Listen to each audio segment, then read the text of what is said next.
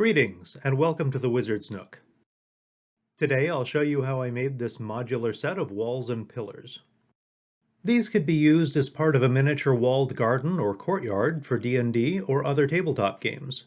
Or, with a little adjustment, the same techniques could be applied to model railroad scenery or scale model dioramas. I started with some reference photos of what looked like stucco walls roofed with reddish tiles or shingles. The one I ended up using most just seems to be a wall around a parking lot somewhere in Europe, but it had the look I was after.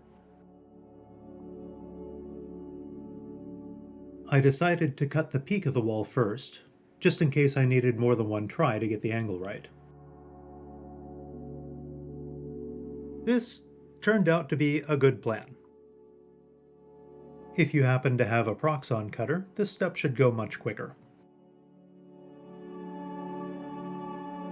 Once I was finished hacking at the top, I was able to measure down from there and cut the bottom. I used a scrap of mat board to make a template for tracing out the doors and doorways.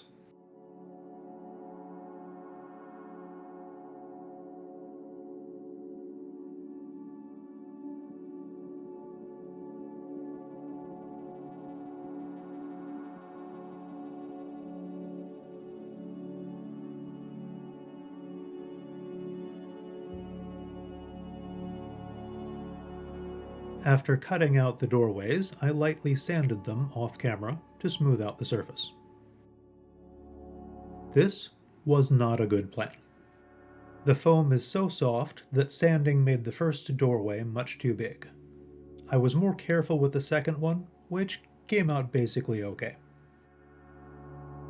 To make the stonework, I started by cutting thin strips of foam. I glued these in place to make raised edges for the stones. These create a defining edge around the doorway and separate it visually from the rest of the wall.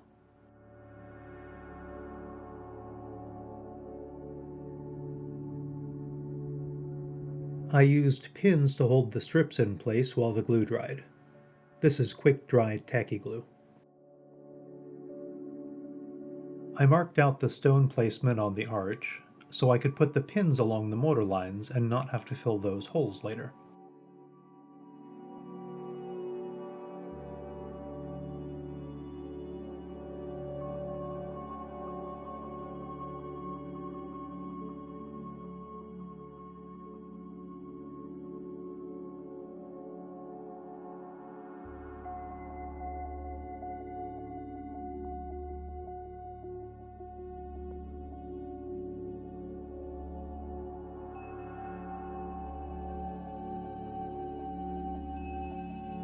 Time to fix this oversized doorway.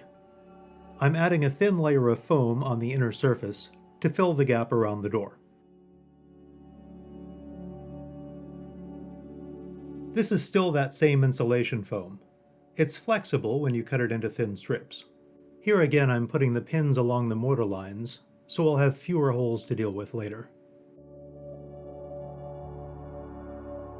While waiting for the glue to dry on the first doorway, I cut out the inset along the edge of the second one.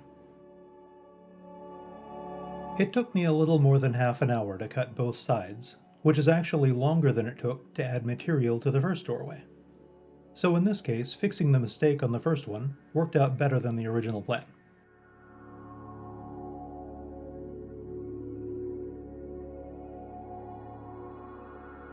At this point, I realized some of my trim pieces were going to get in the way of the door. I put them there because they were in my reference image, and I thought they looked good, but the arch in my photo didn't actually have any doors. So I cut those bits out. This wasn't a problem on the first doorway because the added material made up the difference.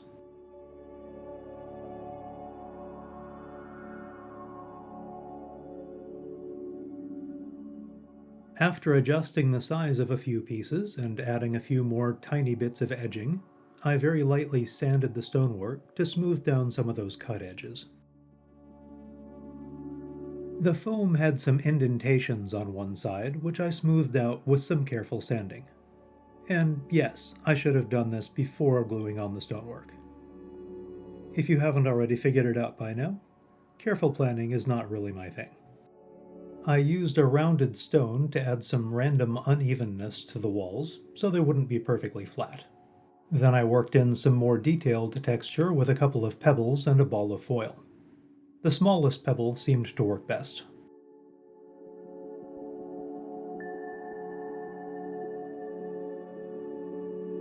Next, I used a knife to cut the lines between the stones, and then widened them with a pencil. I also beveled the inner edges just a bit with a knife, so the stones would look old and a little worn.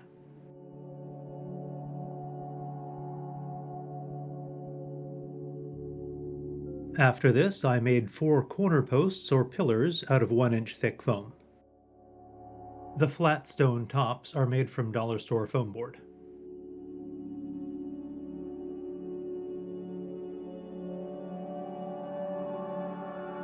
These are textured the same way as the walls.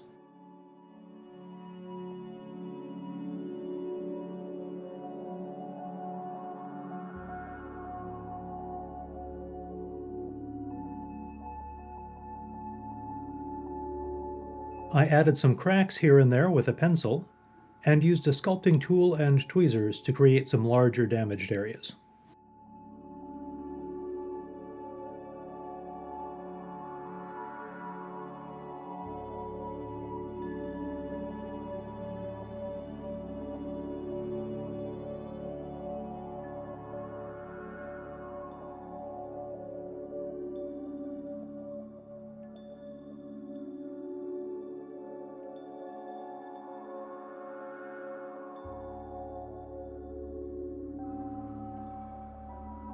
The foam is very lightweight, so I used drywall screws to add a little ballast to the bottom of each piece. Each pillar got 2, and each wall got 6.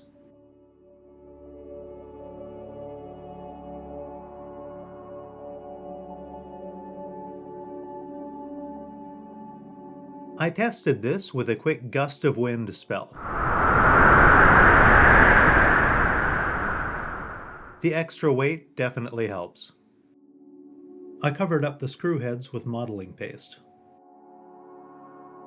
After it had dried, I sanded down the lumps and bubbles off camera, and then applied a second coat. I also used the paste to fill in the pinholes.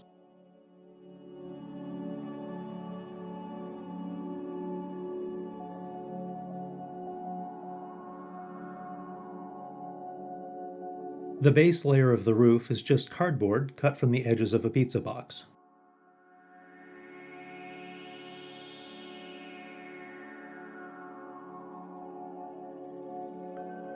I used hot glue for a quick bond.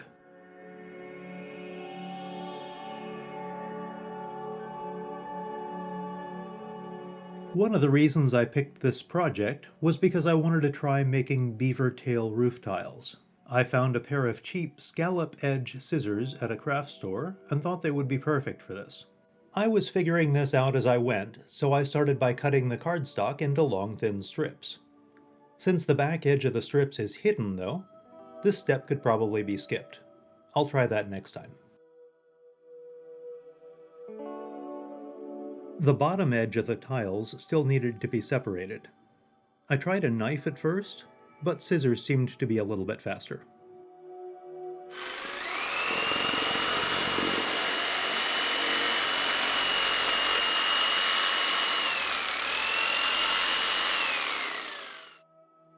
I thought that long strips would be quicker to glue on, but actually they kept curling around and getting in the way, so I cut them into shorter pieces.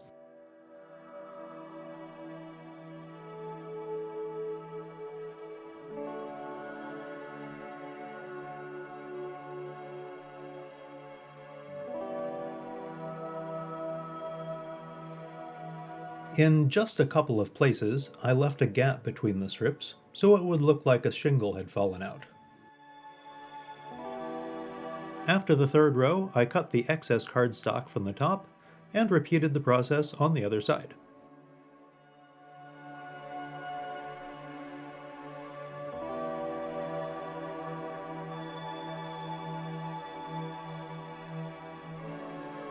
I cut rectangular pieces for the tiles along the ridgeline and curved them around a sculpting tool.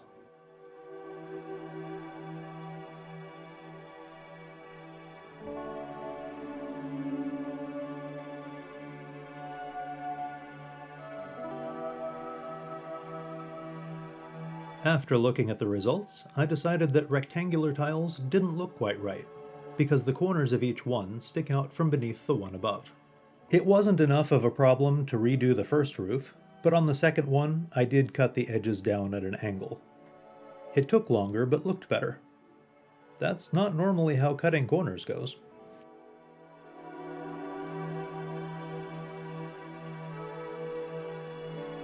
I used my doorway template to make 2 sets of doors out of that same scrap of mat board.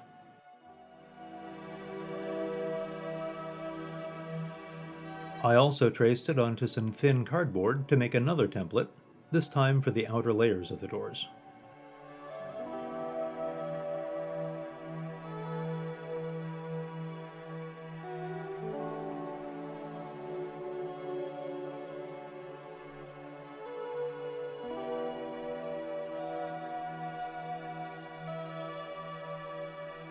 After tracing that out 4 times, I tried to add some wood grain texture by lightly scoring the cardboard with a knife. This wasn't visible in the finished piece, though, so I should have pressed harder or used a different tool. The wood grain didn't work much better on the mat board, and barely shows up on the finished piece. I used the point of an old compass to outline separate boards, and that worked really well.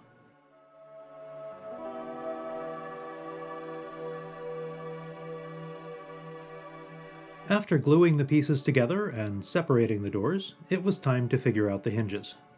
Actually, I experimented with these throughout the project, but I'm trying to present things in a logical order here. I started by making a test piece from scraps. White glue wasn't holding the pins very well, so I tested some epoxy, and that worked okay. The brackets in my test piece were cut from the rim of a disposable pie pan, but when I tried to make more, they kept splitting when I bent them around the wire. Pieces made from a steel can rim also split, and as an extra bonus, the snips kept shearing off these tiny slivers of metal. The plastic and wire tie from a coffee bag seemed promising, but I thought it was too bulky to look like a hinge bracket.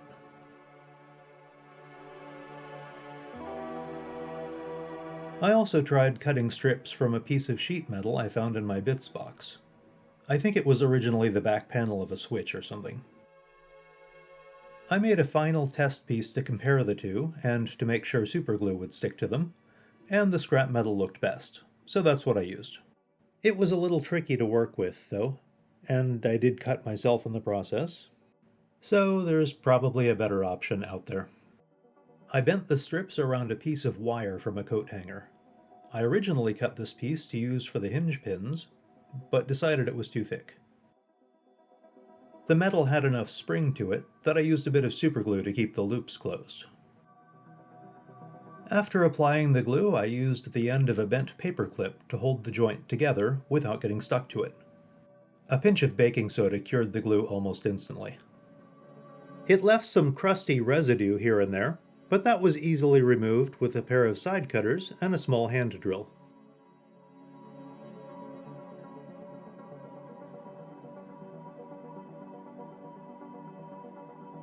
After a quick pass with sandpaper to remove any burrs or sharp edges, I superglued the brackets to the doors.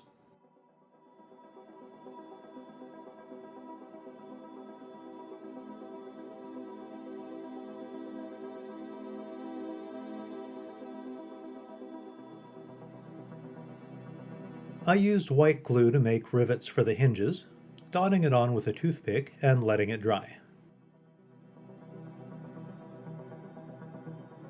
For door handles, I used jump rings, which you can find in the jewelry section of the craft store. I glued tiny bits of paper around the rings, then glued those to rectangles of cardboard, which I'll be painting to look like iron plates. I used white glue here, but next time I'll probably just superglue the rings to the plates. I don't remember why, but I didn't actually glue the handles on till after I'd primed the doors. So here's a sneak peek at the priming stage. At first I tried cutting up a paper clip for the hinge pins, but aluminum wire was much easier to work with. I used sandpaper to smooth down the ends. I then used pliers to flatten part of the wire and roughen up the surface so the glue would stick better.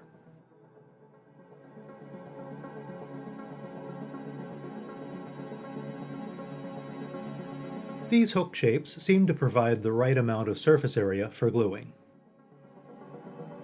I marked the hinge locations with a Sharpie, then twisted the pins in to make holes.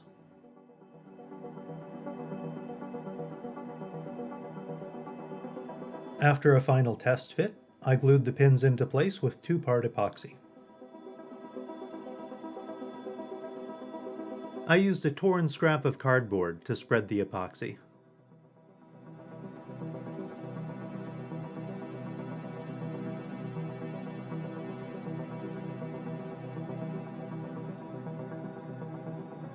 Despite multiple test fits, one set of hinges ended up out of place, and I had to bend the pins quite a bit for the doors to close.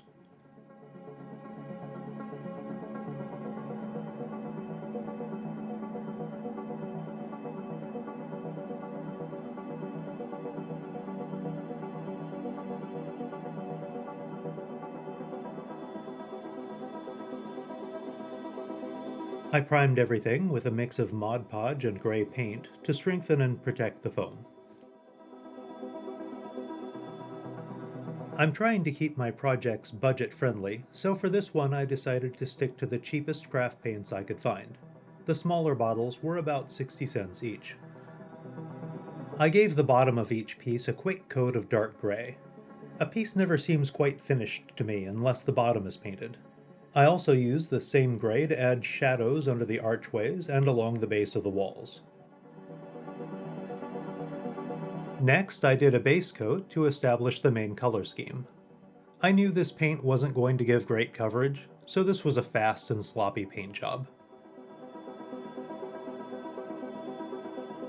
When I'm painting a larger area, I sometimes just mix the colors right on the piece itself.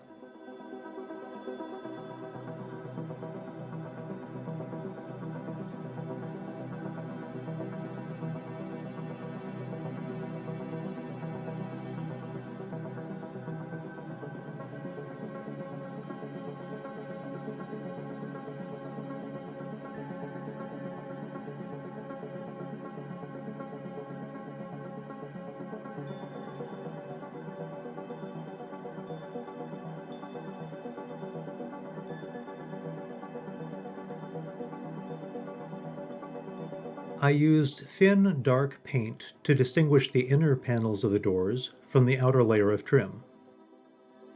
I also darkened the recessed and shadowed areas on the walls and pillars. This was probably unnecessary. I think the wash I did a bit later on would have taken care of it.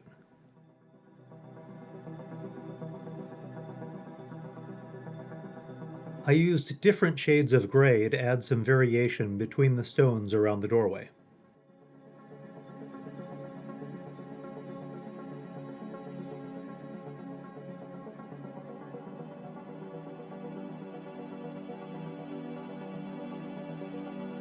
I picked out individual shingles, or small groups of them, with lighter and darker colors, just like the stones.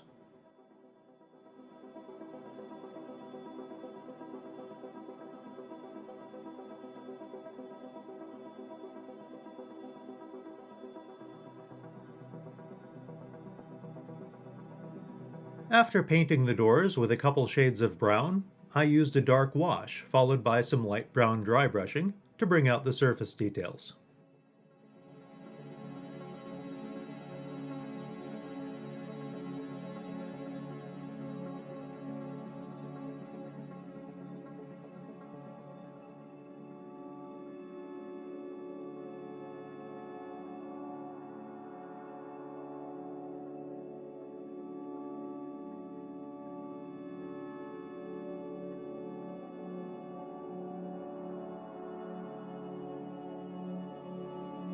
After painting the ironwork black, instead of dry brushing those parts, I painted on highlights in a dark gray.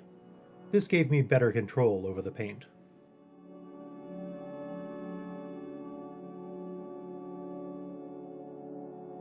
I gave the stucco areas a second coat of paint, but next time I might try skipping this step.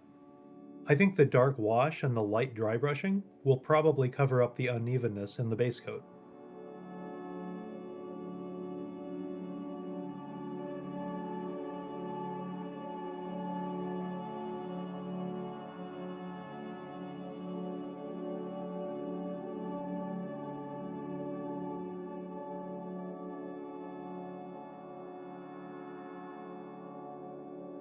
The color of the roof tiles still seemed too even, so I went back and added some brighter and darker colors for more contrast.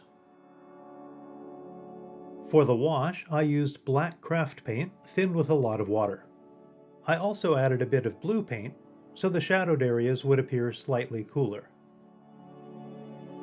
I did dab a bit of the wash off the flat surfaces with a paper towel, just to keep it from getting too dark.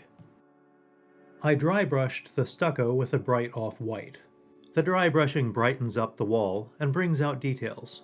I'd heard that makeup brushes were especially good for this, so I picked up a couple at the dollar store, and they really do seem to be perfect for dry brushing. I used the same off-white on the stonework.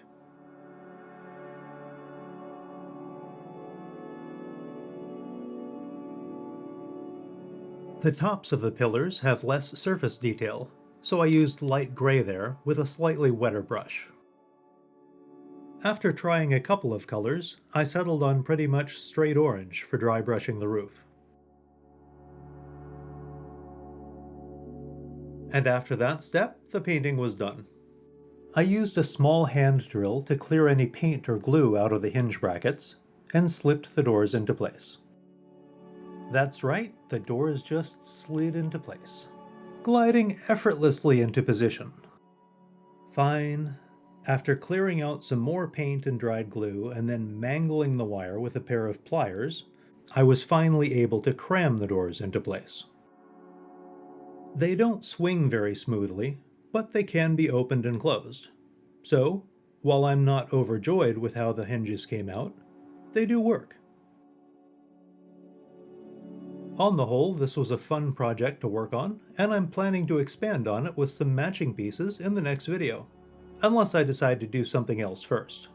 You never can tell with wizards. Thanks for watching.